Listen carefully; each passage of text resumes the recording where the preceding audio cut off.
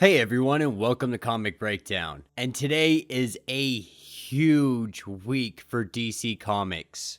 And I believe this week alone, we have roughly 7 or 8 issues that we're going to be covering. And we're going to be starting with Dark Knight's Death Metal, issue number 7, the finale. And shortly after the release of this issue, I will also be releasing Generations Shattered, issue number 1, which is kind of picking up off of Dark Knight's Death Metal and leading us into Future State, which we also have a whole bunch of issues that released, and we're going to be trickling all of Future State out throughout the rest of the day. So be sure that you're subscribed to the channel, make sure that you hit that notification bell so you're not missing any of this stuff that's coming out. And like I said, we're going to be releasing all of this today, so you're going to get at least 8 different videos from me by the end of the day. But I really wanted to get Dark Knight's Death Metal out. I wanted us to finish up this line. Now, for those of you who have not been keeping up with Dark Knight's Death Metal, go ahead and check out my playlist. I'll leave it in the description and at the top of this video.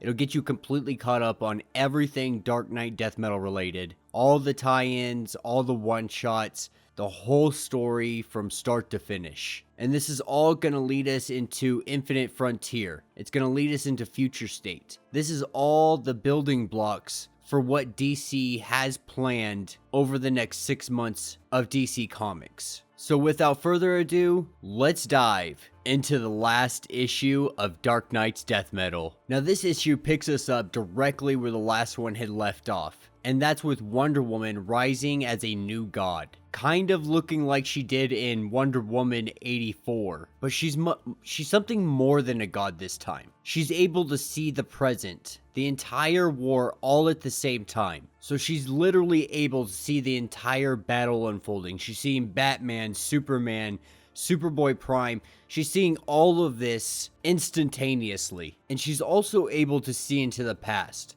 But Diana knows that everything comes down to these last moments. And as she goes to look into the future to find some kind of glimpse of hope, she hears the one who laughs. And all she can see is him. And these two have a battle of the Titans. And as they really are starting to duke it out, Wonder Woman realizes, the one who laughs is stronger than her. And even worse than that, he knows it. And he continues to taunt her, telling her that, if she just gives up, that he'll let her and everybody that she cares about live. And as he's saying this, she essentially shrinks down one of his Earths and takes it and just smacks him in the face with it. Like, just literally an entire planet. She shrunk it down small enough to where she could hold it in the palm of her hand and just waylays him. And so as a distraction, the one who laughs takes the Teen Titans and throws them in the air while simultaneously taking their powers away, knowing that this will distract Wonder Woman long enough for him to make his attack. And this is where he straight hits Wonder Woman bulldog football style, knocking her 160 million years into the past. And that's what kind of fight this is coming down to. This is a literal cosmic god fight. And they're knocking each other literally through time. Now, while they're having their little battle, we go back to the battlefield. And we see a lot of different fights going on. But one I want to point out in particular is Barry Allen versus Wally West sitting in the Mobius chair. And I love it because Barry Allen's whole premise here is pretty much like, you know what, Wally, you were just a bad idea. And this is just jabbing it at the whole idea of making Wally West sit in the Mobius chair. Everybody, for the most part, it widely disliked what they've done with Wally West as a whole. And me personally, I have to agree with it. They've made Wally West a villain for such a long time, and I'm really tired of him being treated as such. But we'll dive more into that as we get into Future State and so on and so forth, which they have the Flash issue coming out today, which we'll be covering a little bit later today. And so we have this battle, and it continues to rage on. And as she sees all of her friends, everyone she cares about and loves, still fighting and pushing their limits as far as they can possibly go. Villains, heroes, everybody alike is fighting for existence. And this gives her hope. It helps her drive on. It makes her want to win. And this is where she opens her eyes and she realizes that she's at the beginning of it all. And she looks up and she sees the hand of all creation, Perpetua's species, aka the hands. And the one who laughs lets us know that the hands are on their way. They're on their way to erase this universe. And this is one where the one who laughs says, you know, we have a chance here. Like, they're coming to erase everything unless I kill them first. Because go ahead and look into the future. See what happens. Half of your friends are going to end up dead, no matter how this plays out. And he says, go ahead, look in the future, see if the hands spare this world. And so Diana glimpses into the future, and she sees the truth. That even if Diana and all of her friends win, the hands are still going to end it all. And he continues to tell her that none of this matters anymore. All that matters is surviving, is winning.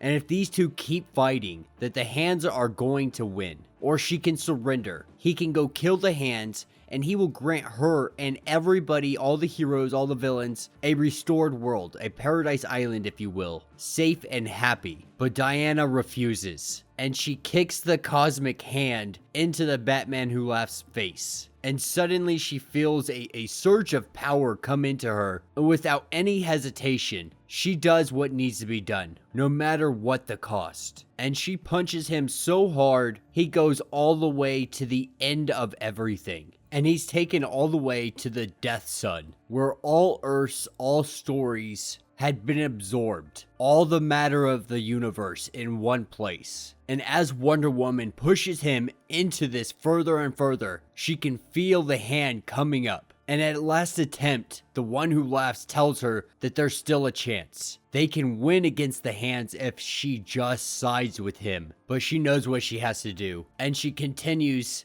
ending the one who laughs, as she closes her eyes and sees all of her friends. And she shoves him screaming into the flames. And then this is when we get some narration from Sergeant Rock. And he says for a long time there was nothing, until slowly Wonder Woman became aware that she wasn't alone. And she hears a voice speaking to her. And the voice lets her know that it's the hands. And when they create a universe, their hope is that they will follow a path that helps them ascend from the simplistic selfishness and to seek greater truths. And her multiverse has failed multiple times. Even after being restarted, they've continued to go against the growth. And she continues to tell the hands, asking them if it's true then, if everything is undone. And before they answer, they want to show themselves in the form that they see as heroic and something that they admire. And that form is the Golden Age Wonder Woman. Because at the end of the day, Wonder Woman did what was necessary. She sacrificed herself, she sacrificed her friends, everyone she loved, knowing what all of this would cost. And to them, that is something that they admire. And it gives them hope that this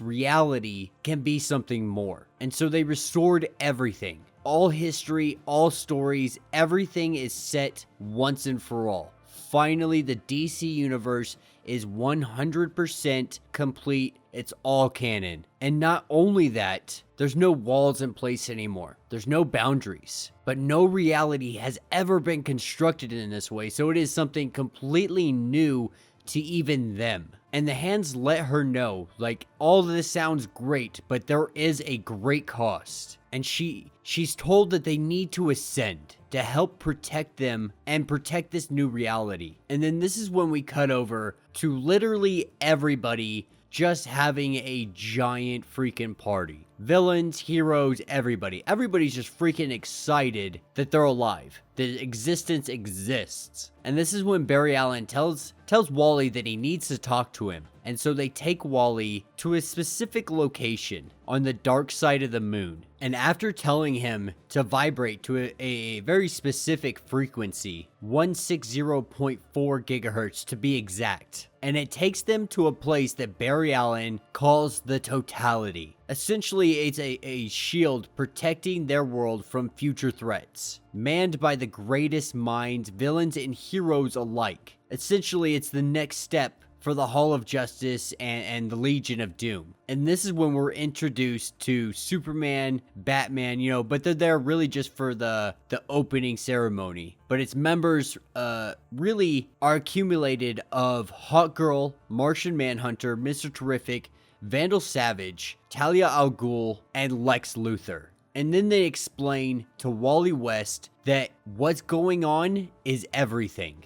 And so with Diana's sacrifice, the timeline was unknotted once and for all. Everything was returned. The Earth was restored and all was brought back. And so with their past finally being set, there's so many new futures that are opening up. And as the hypertime heals, they'll likely experience flashes of them in even alternate pasts. They've got indications that some of the dead have returned. And not just those who fell on the battlefield, but people who died in recent events. And as for major players of the old multiverse, one of the individuals they can't really track down yet is Darkseid. And make no illusion, the dark multiverse still exists. It's below them, with the House of Heroes at the center, and all the Earths that they were aware of exist again. But further, there's new Earths growing. Not just Earths, but whole multiverses. An infinite web of multiverses. It's becoming their own omniverse. And this is where we get Infinite Frontier. Because now there are literally endless possibilities to explore.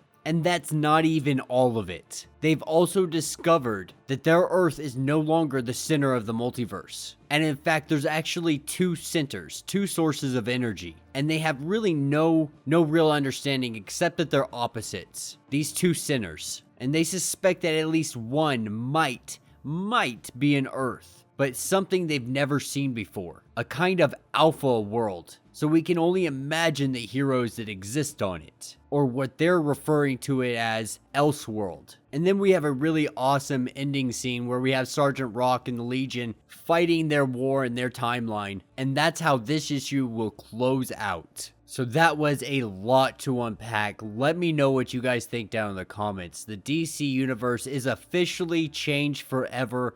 Everybody is back. Future State is about to begin. I have to say, all in all, I'm not upset with the way it ended. We all kind of felt like this was kind of the direction that they were going in. They were going to do something of this nature. We already knew Future State was coming. We knew Infinite Frontier was coming. So we kind of had hints and breadcrumbs on to where this was all leading. And honestly, I'm really excited for the DC Universe to open up to this Omniverse.